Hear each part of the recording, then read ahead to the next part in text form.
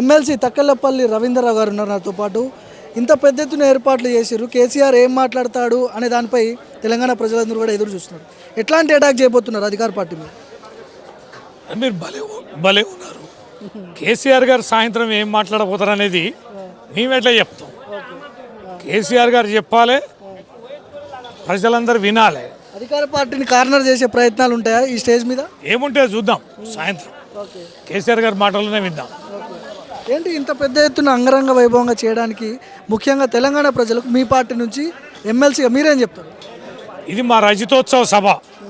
Party ఆవిర్భావించి 25 సంవత్సరాలు పూర్తయిన సందర్భంగా మేము ఒక పండుగ వాతావరణంలో ఈ సభ జరుగుతుంది.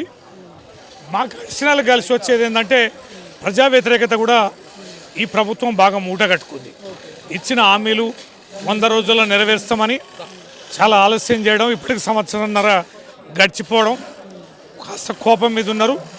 ఈ సభకి ప్రజలు కూడా చాలామంది స్వచ్ఛందంగా తరలి వస్తున్నారు. టీఆర్ఎస్ టు బీఆర్ఎస్ పార్టీగా మారి 3 ఏళ్ళు మాత్రమే అయింది. రజతోత్సవ సభ ఎట్లా చేస్తారు? 25 వసంతాలు ఎట్లా పూర్తి చేసుకుంది? టీఆర్ఎస్ పార్టీనా అసలు మీది బీఆర్ఎస్ అనే ప్రశ్నలు వస్తున్నాయి. ఎవడా ప్రశ్న వేసినాడు? కాంగ్రెస్ పార్టీ అధికార పార్టీ సంబంధించిన. మరి కాంగ్రెస్ పార్టీ ఎప్పుడు పుట్టింది? కాంగ్రెస్ అనేది ఎప్పుడు పుట్టింది? 1971 ప్రాంతంలో పుట్టింది. మరి మాది స్వతంత్రం తెచ్చిన పార్టీ, మాది 136 సంవత్సరాల పార్టీ అని ఎట్లా అంటారండి? కాంగ్రెస్ పార్టీ 68లో, 68 ముందు ఏం పార్టీ, ఏం గుర్తుండే? కాడేట్ల గుర్తుండే. 68, 71 వరకు ఏం గుర్తుండే? ఆవుదూడ గుర్తుండే. 71లో ఏం పార్టీ అయింది? కాంగ్రెస్ అయింది. ఏం గుర్తు వచ్చింది? చేతి గుర్తు వచ్చింది. కాంగ్రెస్ వాళ్ళకి అర్థం ఉందా?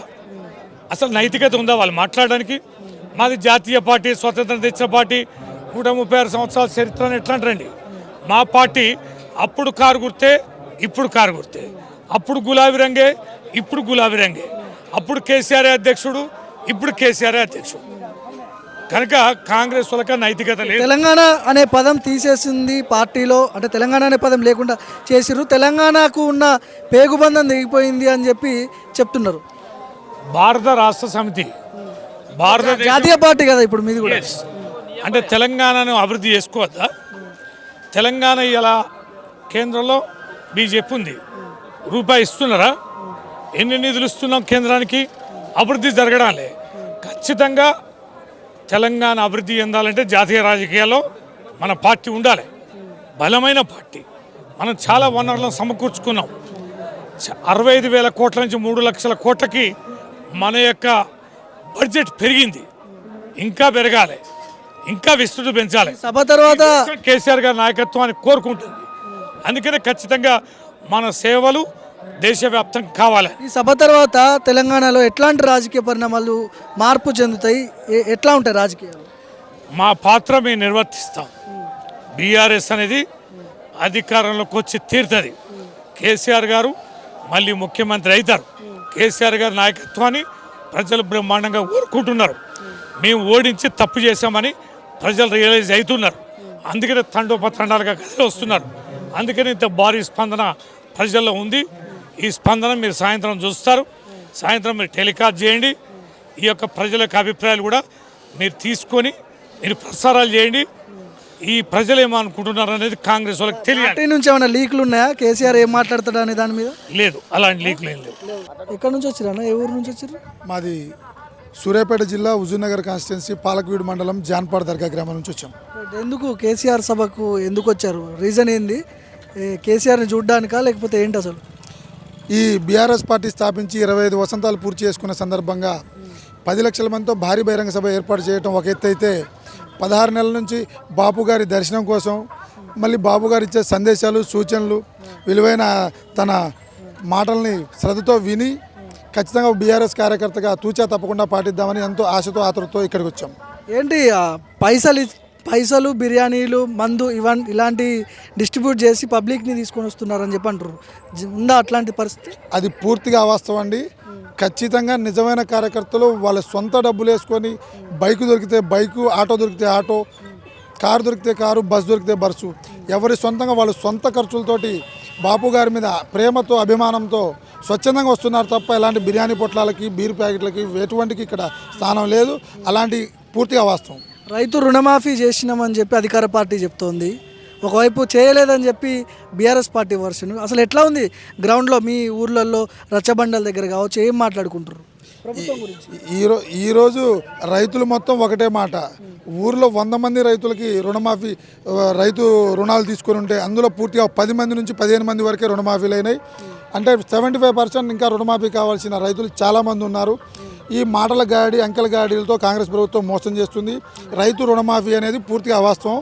ప్రతి ఊర్లో రైతు రుణమాఫీ కానులు 100లో ఉన్నారు. పెన్షన్ కూడా పెంచుతా అని చెప్పారు, 4,000 ఇస్తా అని చెప్పారు. అట్లాంటి సిచ్యువేషన్ ఏమైనా ఉందా మీ ఊళ్ళో? పెంచిర్రా? పొరపాటున పింఛన్ పెంచలేదు కాదు కదా, ఉన్న పింఛన్లే చక్కకొచ్చే పరిస్థితి లేదు. ఒక నెల వస్తే ఒక నెల రావట్లేదు. ముసలి వాళ్ళు వాళ్ళ టాబ్లెట్లకి రోజువారీ ఖర్చులకి తిండి తిప్పలేక అల్లాడుతున్నారు పేద ప్రజలు మొత్తం. ముసలి వాళ్ళు పింఛన్లే ఒక నెల వస్తే ఒక నెల ఆపేస్తున్నారు. భూముల రేట్లు డౌన్ అయినాయని చెప్పి చెప్తున్నారు, రియల్ ఎస్టేట్ లేదని చెప్తున్నారు. నిజంగానే అట్లాంటి పరిస్థితి ఉందా? ఖచ్చితంగా అండి. హైదరాబాద్ నగర శివారు చూసుకుంటే మనం మొత్తం ఈ హైడ్రా పేరుతో ఉన్న ఇల్లులు మొత్తం కూల్చేసి బఫర్ జోన్ అని లెఫ్ట్ కెనాల్ అని చెప్పేసి మొత్తం బఫర్ జోన్లో ఇల్లు ఉన్నాయని చెప్పేసి ఉన్న ఇల్లు కొత్త ఇల్లు ఇవ్వకపోగా ఉన్న ఇల్లునే కూల్చి ఈరోజు హైదరాబాద్లో మనలాంటి మధ్యతరగతి కుటుంబీకులు రూపాయి పోగేసుకుని ఒక ఫ్లాట్ కొందామంటే కొనే పరిస్థితి లేదు.